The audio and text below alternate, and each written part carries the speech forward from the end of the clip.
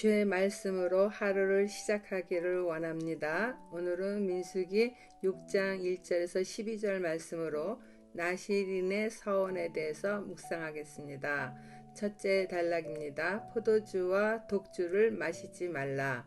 여호와께서 모세에게 말씀하여 이르시되 이스라엘 자손에게 전하여 그들에게 이르라. 남자나 여자가 특별한 서원 곧 나실인의 서원을 하고 자기 몸을 구별하여 여호와께 드리려고 하면 포도주와 독주를 멀리하며 포도주로 된 초나 독주로 된 초를 마시지 말며 포도즙도 마시지 말며 생포도나 건포도도 먹지 말지니 자기 몸을 구별하는 모든 날 동안에는 포도나무 솟아는 씨나 껍질이라도 먹지 말지며. 민수기 1장에서 4장까지는 백성의 인구 조사와 성막을 돌보는 레인에 대하여 계수하여 그들이 맡게 되는 임무에 대한 말씀이었죠. 5장부터 10장 10절까지는 이스라엘 민족의 성결과 하나님의 백성으로서 갖추어야 할 각종 규례들을 제시합니다.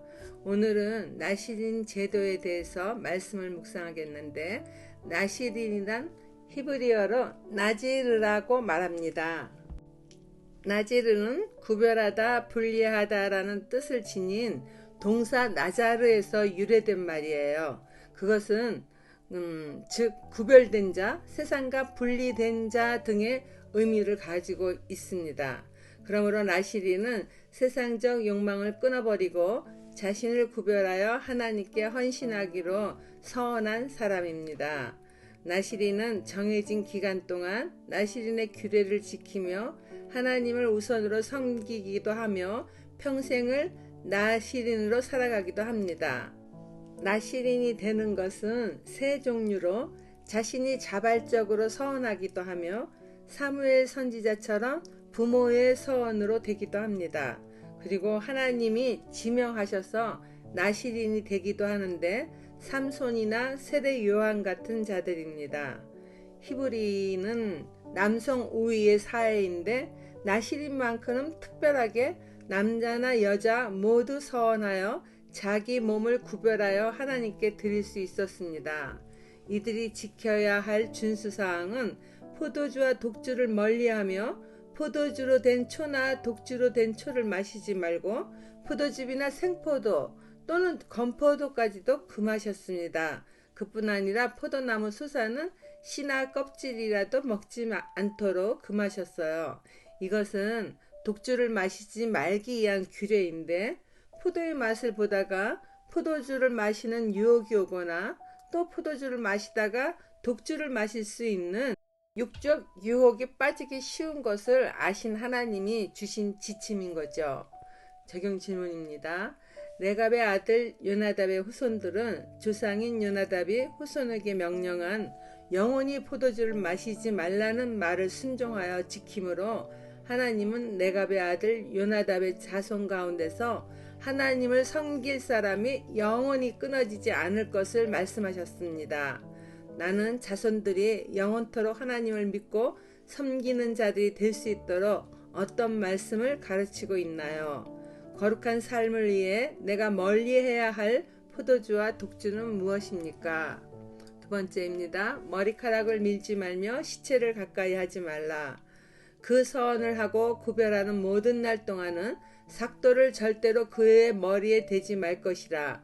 자기 몸을 구별하여 여호와께 드리는 날이 차기까지 그는 거룩한즉 그의 머리털을 길게 자라게 할 것이며 자기의 몸을 구별하여 여호와께 드리는 모든 날 동안은 시체를 가까이 하지 말 것이요 그의 부모 형제 자매가 죽은 때라도 그로 말미암아 몸을 더럽히지 말 것이니 이는 자기의 몸을 구별하여 하나님께 드리는 표가 그의 머리에 있습니다.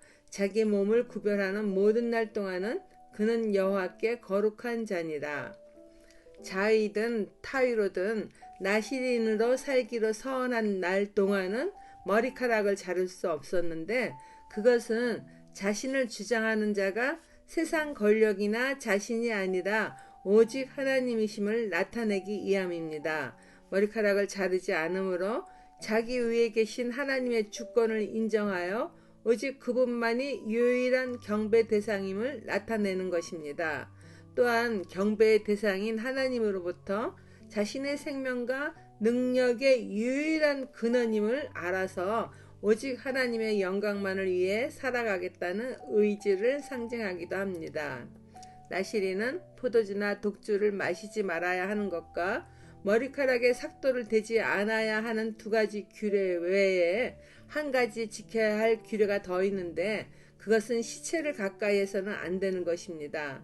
만일 서원한 기간 동안에는 부모, 형제, 자매가 죽었을지라도 그 시체와 접촉해서는 안 됩니다. 인간에게 죽음이란 죄의 결과로 생긴 것이기에 죄를 멀리해야 하는 것의 상징적 표현이죠. 부모, 형제, 친지의 죽음조차 가까이 할 수 없다는 것은 하나님께 헌신한 나시린은 자기 자신이나 부모, 형제보다 하나님을 우선으로 사랑하고 섬겨야 함을 강조하는 것일 뿐 결코 부모, 형제에 대한 윤리의식을 버리라는 것은 아닙니다. 이처럼 하나님 앞에서 구별된 자로 사는 모든 날 동안에 그는 하나님께 거룩한 자로 인정되었고 이러한 구별 기간은 최소한 30일 이상 되게 하였다 합니다.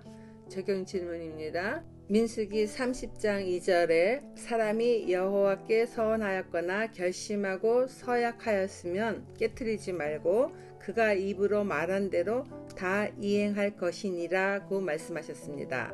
하나님께 나의 필요를 속히 응답받기 위하여 서원한 뒤 그 약속을 지키지 않은 것은 없나요?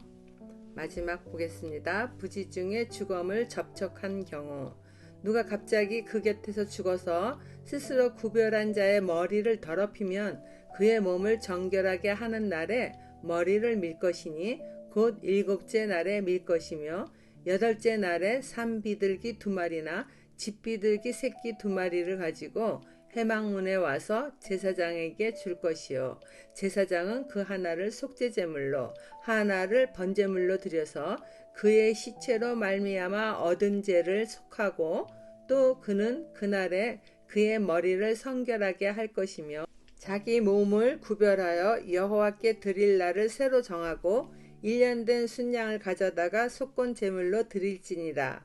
자기의 몸을 구별한 때에 그의 몸을 더럽혔은즉 지나간 기간은 무효니라.